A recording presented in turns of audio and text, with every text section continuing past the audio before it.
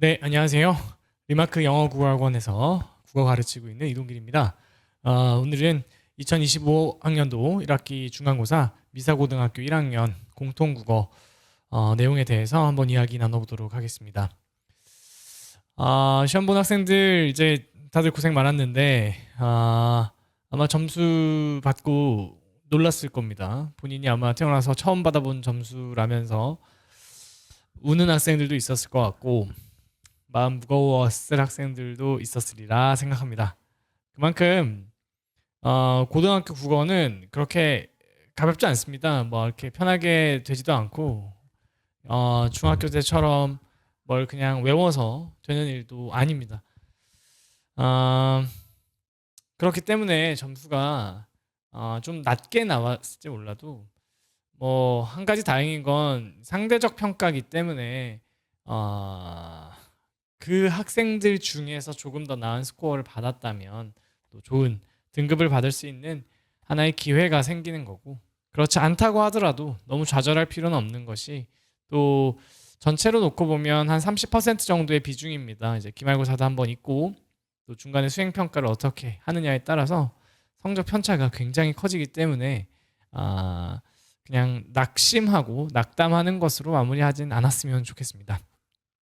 자, 그럼 본격적으로 출제 분석해 보도록 하겠습니다. 일단 출제 영역은 크게 5가지 영역으로 구분됩니다. 3월 모의고사에서 화법과 작문에 해당하는 내용이 하나, 그리고 3월 모의고사에서 독서 영역에 해당했던 법지문이 하나 나왔습니다. 각각 2문항씩 나왔고요. 그리고는 문학에서 시가 나왔는데, 시는 크게 2가지 세트로 구성이 돼서 총 8문항, 그리고 소설은 총 1세트로 4문항 나왔습니다. 문법이 역시 비중을 좀 높여서 8문항이 출제가 되었습니다. 그래서 총 100점 만점에 객관식 24문항으로 나왔습니다. 이 출제 작품 중에서 문학을 좀 분석해 보면요, 그 시험 범위로 고지가 된 범위 내 작품은 나무의 꿈, 그리고 동해바다 후포에서 이제 프린트로 제시가 됐었던 내용입니다. 그리고 외부 작품으로는 첫 번째 세트에서는 산수유나무의 농사가 나왔었고요. 두 번째 시 세트에서는 선호사와 납작납작 박수근화법을 위하여 이거를 이제 수업 시간에 배웠었고, 여기에 가재미 나귀라는 백석의 수필, 그리고 겸재의 빛이라는 기문의 글이 같이 나오게 됐습니다. 배반의 얼음 교과서에 있었고요. 여기에 이제 결빙의 아버지라는 시가 함께 나왔습니다. 그냥 놓고 봤을 때 사실 대체 뭐가 이렇게 이 시험을 어렵게 만든 거지? 라고 좀 생각을 해봤습니다. 근데 총평을 말씀드리겠습니다. 일단 저는 별 5개 만점에 4개 줬습니다. 출제 난이도는 좀 높은 편이었고, 이유가 뭘까 생각해보면 첫 번째는 시험지가 11페이지를 꽉 채웠습니다. 그러니까 좀 분량이 많다라고 느끼면서 학생들 입장에서는 좀 압박을 받았으리라 생각합니다. 이제 그 시험에 관한 압박이, 분량에 대한 압박이 시험 시간을 더 좀 옥죄는 느낌이 있었을 거고, 이제 그렇게 시간적으로 압박을 받게 되면 하게 되는 일이 뭐냐면 글을 뜨문뜨문 읽게 됩니다. 글을 뜨문뜨문 읽게 된다는 건 다시 읽으러 간다는 얘기거든요. 그러면 결국 원래 시간과 에너지를 썼어야 되는 것에서 그치지 않고 더 많은 시간을 쓰는 경우가 발생합니다. 그래서 여러분들 이번 시험에서 반드시 아셔야 되고 좀 주의 깊게 생각하셔야 되는 부분이 저는 이거라고 생각합니다. 모의고사랑은 다르게 모의고사는 80분 동안 16페이지 시험지가 주어집니다. 그건 전부 다 모르는 문제죠. 그리고 문법 문항들이 일부 끼어져 있긴 하지만 독서 지문들도 많기 때문에 읽어야 할 글은 더 많을 수 있습니다. 근데 이제 이 내신 시험은 11페이지로 줄었고 시험 시간도 줄었지만 문제는 안 읽어도 되는 내용과 반드시 읽어야만 하는 것들을 구분하는 눈이 좀 필요하다 합니다. 그렇지 못하니까 안 읽어도 되는 걸 읽고 있고 읽어야 되는 걸 대충 읽는 그런 상황이 벌어지는 거거든요. 그래서 이번 시험에서는 어쨌든 시간 내에 정확한 독해랑 빠른 판단력을 동시에 요구하는 그런 좀 선지들 그런 문제들이 구성이 많았기 때문에 이 시험을 조금 어렵게 만들지 않았을까 싶습니다. 두 번째는 외부 지문의 난이도가 정말 그 정도로 높았나라고 생각했습니다. 근데 냉정하게 보면 그렇지는 않았다고 저는 생각합니다.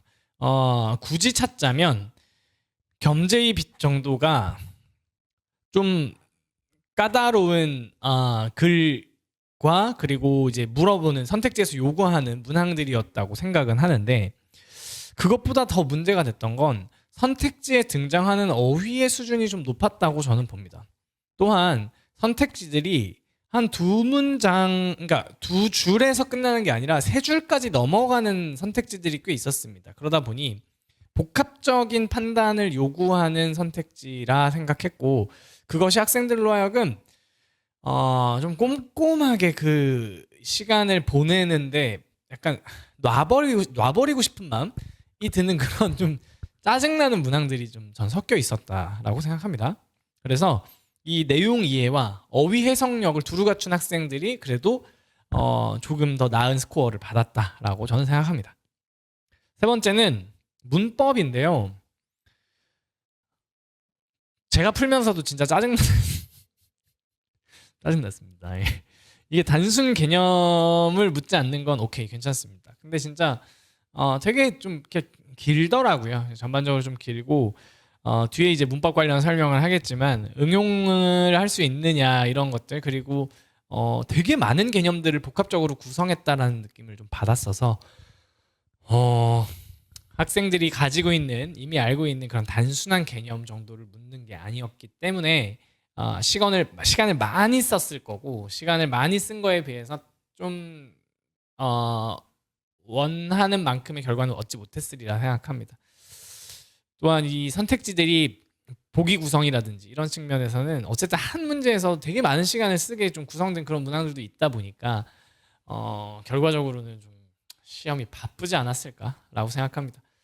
지금 말씀드린 이 세 가지가 이번 시험에서 제가 조금 높은 난이도의 시험으로 분류한 이유가 되겠습니다.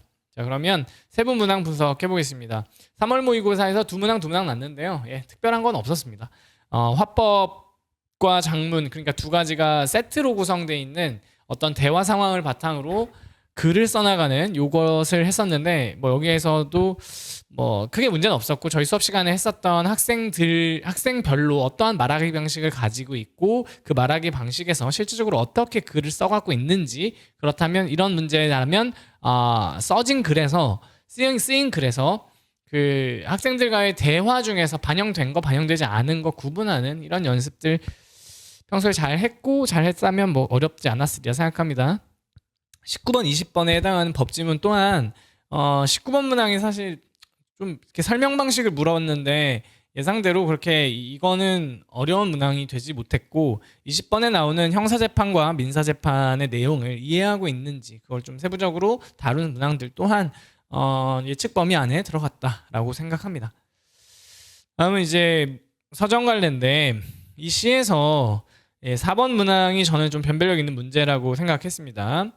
이제 4번이 가와 다를 감상한 거였는데 나무의 꿈하고 산수유나무의 농사를 비교한 거였어요. 근데 이제 이런 낯선 시를 만났을 때 학생들이 이번 이제 문항도 똑같습니다. 시를 3개를 줬고 가나를 비교한 것과 나다를 비교한 것, 또는 뭐 가다를 비교하는 이런 형태의 문제들이 대부분 2문제씩 꼈었습니다.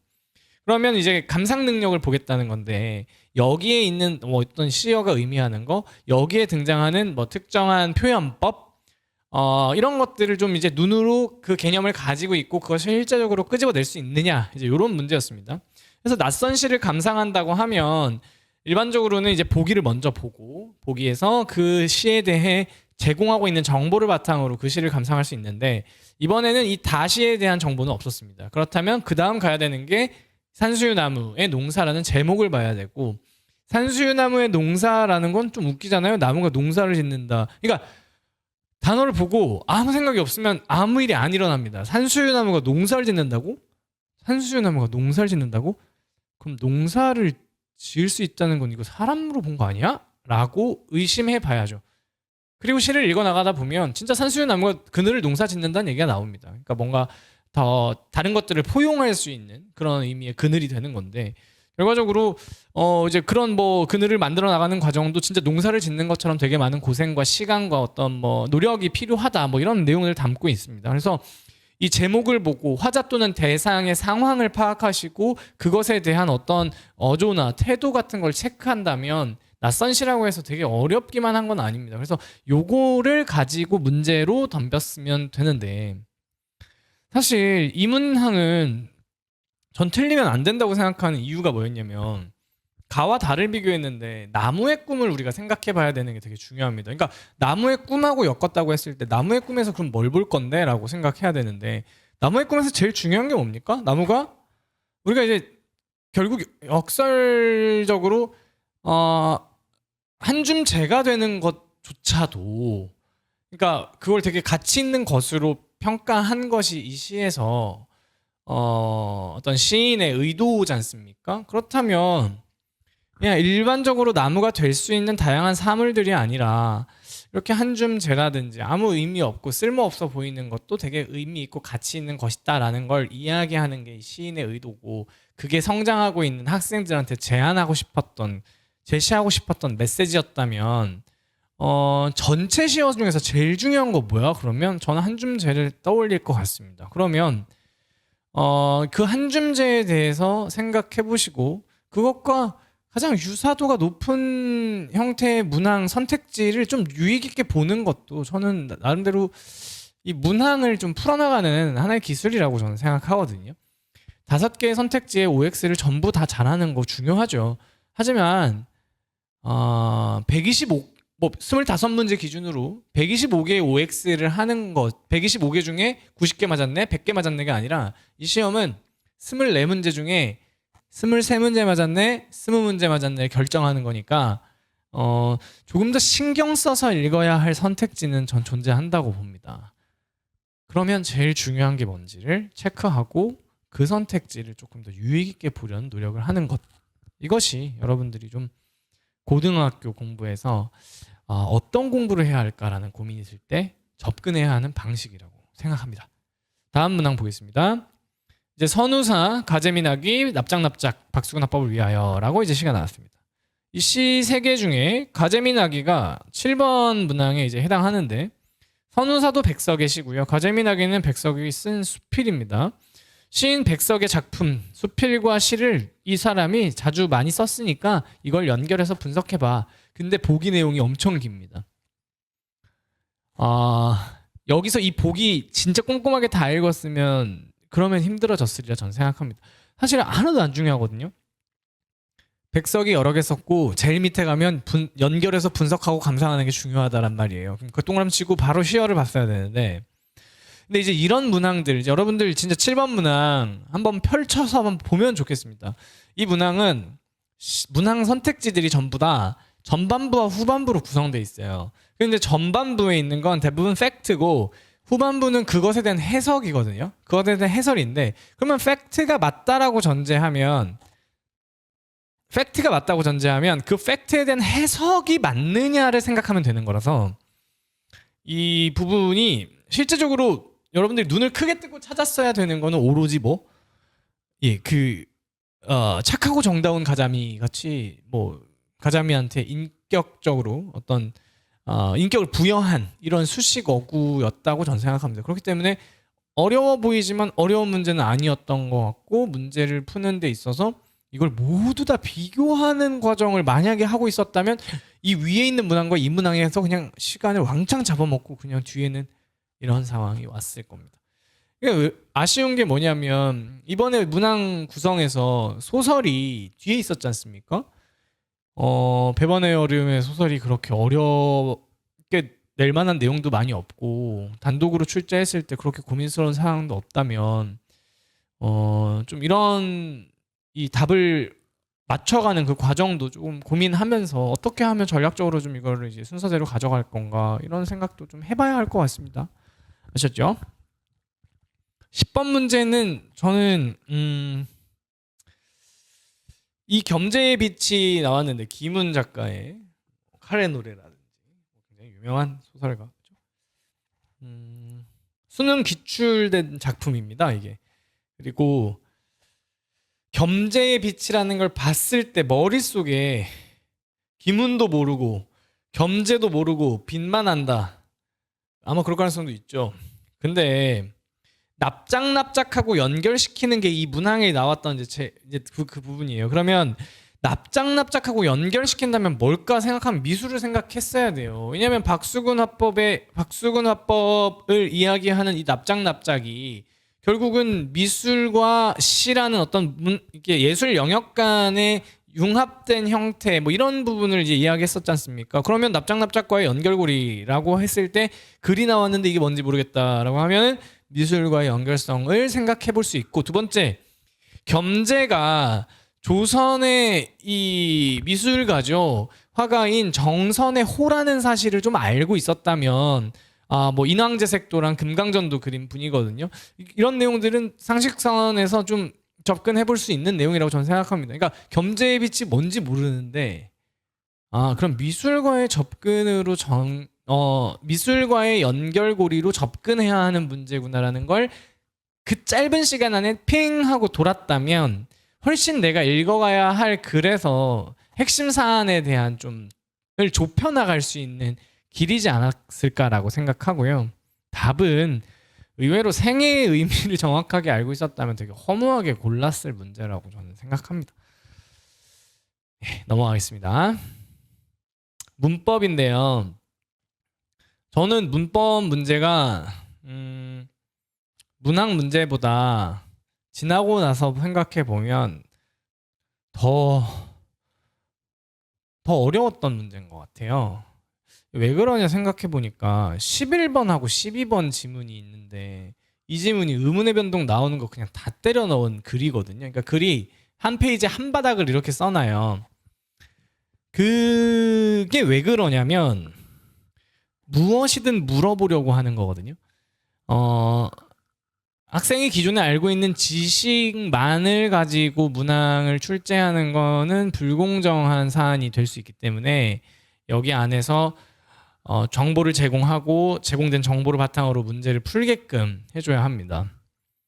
그래서 이제 다 넣은 건 맞는데 문제는 다 넣었더니 본인이 아는 개념과 모르는 개념이 약간 아사무사한 경우도 있고, 이게 의문의 변동이지만 사실 의문과 관련한 내용들도 같이 초반에 나왔었기 때문에 그 내용에 대한 이해가 충분하지 않았다면 글로 된 개념이 받아들이기 좀 어려웠을 수 있겠다라는 생각이고요. 그러다 보니 11, 12번 문항은 좀 복합적 개념들을 각 선택지와 뭐 기억, 니은, 디귿, 리을 이렇게 물어본 지점이 있었습니다. 그래서 좀 어렵겠구나라는 생각이었고요. 16번 문항은 표준 발음법과 관련한 모든 조항을 다 집어넣어 놨습니다. 그러니까 아이들은 제가 다른 데서도 뭐 이야기했던 것 같은데 유음어가 뭐야? 라고 하면은 뭐 어떤 거요? 라고 하고 예시가 뭐가 있어요? 라고 대답할 수 있어요. 근데 이 조항을 끼우는 순간 조항이 엄청 많으니까 학생들 입장에서 좀 멘붕이었던 것 같아요. 근데 가만히 생각해 보면 결국 우리가 다 배웠던 거예요. 다 아는 내용인 거죠. 비음어에 해당하는 거, 유음어에 해당하는 거. 그러니까 조항을 보고 했어야 하는 일은 그 옆에다 그냥 국의 음화, 된소리 대기, 1, 2, 3, 4, 유음화, 국의 음화, 뭐 니은 첨가. 그냥 요거만 딱딱딱딱딱 써놓고 그거 묻냐 안 묻냐 이렇게 비교만 했었으면 되는 건데 조항에서 벌벌 떨고 이거 어떡하지? 이렇게 접근했을 가능성이 좀 있어 보입니다. 그런 측면에서 좋은 문제였다고 저는 봅니다. 이 학생들이 결국 이제 우리가 이 답을 고르든 이 내용을 알든 이게 어쨌든 조항이라는 명시적 규정에 의해서 따르게 되는 표준 발음법이잖아요. 그래서 그 이제 표준 발음을 따라야 하는 이제 학생들, 이제 한국 사람들이 해야 하는 공부라면 조항에 대한 이해를 정확히 하는 게 맞지 않느냐. 그런 측면에서는 학생들이 좀 어렵긴 했겠지만 평소에 좀 조항을 바탕으로 저희가 이제 문제도 많이 풀고 조항에 있는 것들을 중심으로 이제 가져갔었던 이런 것들을 생각하면 나름대로는 좀 해결해내는데 좀 도움이 되지 않았을까 싶습니다. 다음 네. 자, 그렇다면 기말고사는 이제 어떻게 될까 생각을 해봐야 됩니다. 기말고사는 지금도 어려웠지만 기말고사는 더 어려울 겁니다. 예. 그리고 어려운 시험이 언제나 좋습니다. 점수는 안 나올지 몰라도 점수가 안 나오는 게 그게 점수가 잘 나오고 모두가 점수가 잘 나오는 상황이 대체 누구를 위한 건지 저는 모르겠습니다.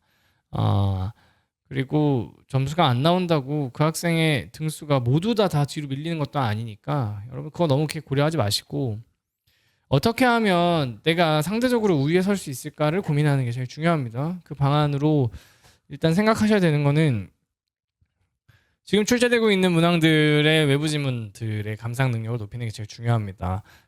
이거는 하루아침에 이루어지는 일은 아니지만 나름대로 그 선택의 정오 여부를 구분하는 기준은 확실히 가지고 있어야 하고요.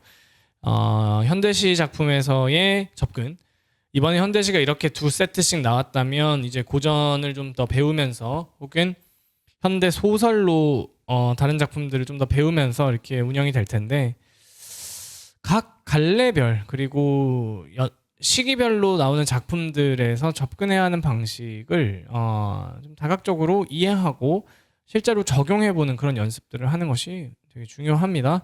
그래서 이제 그런 것들 어쨌든 고등 공통국어에서 문학은 계속 시험에 이제 나오고 있고 문법도 마찬가지 나오게 될 테니까 그런 내용들을 바탕으로 좀 공부를 하시면 좋겠습니다.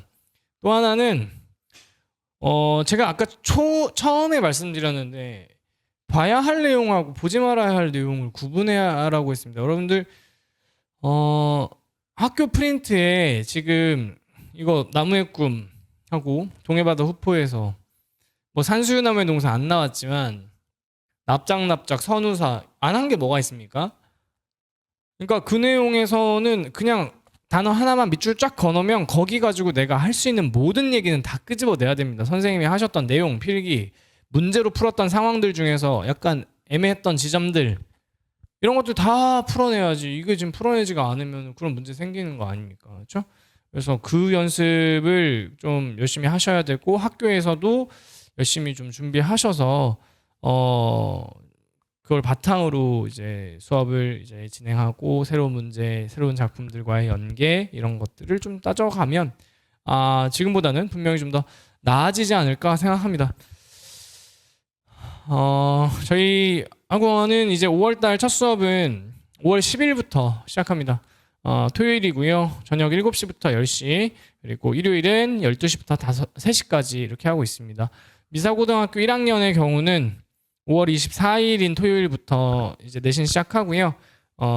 토요일 낮에 12시부터 3시가 아니라 4시부터 7시네요. 네, 4시부터 7시까지 이렇게 진행하고 있습니다. 관련한 교육 상담은 031-792-5363번으로 연락 주시면 감사하겠고요. 또 학생의 상황에 대해서 조금 더 객관적으로 보고 싶으시다거나 하시다면 연락 주시고 시험지 챙겨서 이렇게 오시면 학생과의 좀 더 대화를 통해서 도움드릴 수 있는 부분은 어쨌든 아낌없이 드리도록 하겠습니다. 오늘 시간 내서 이렇게 영상 봐주신 모든 분들께 진심으로 감사드립니다. 안녕히 계세요.